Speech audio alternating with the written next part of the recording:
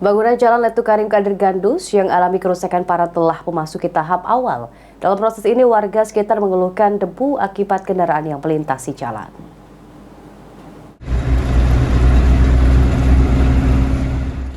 Pembangunan Jalan Letu Karim Kadis Gandus telah dimulai. Sejumlah alat berat terlihat meratakan tanah di lokasi jalan.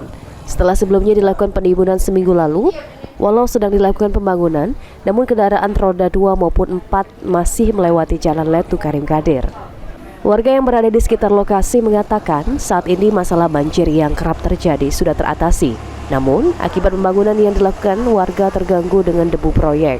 Akibat kendaraan yang melintas mengganggu aktivitas warga sekitar.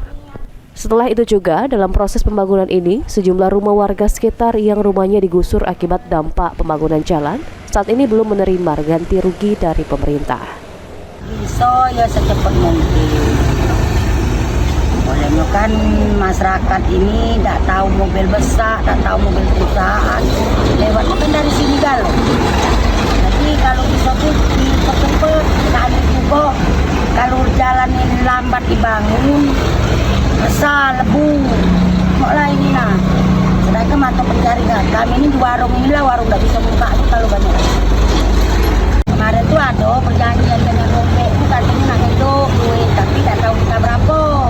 Belum tahu kapan juga ya? Ya, katanya kemarin kan bulan 3 kami kena hidup duit untuk pribadi beli paku atau apa, katanya cuma tidak tahu berapa.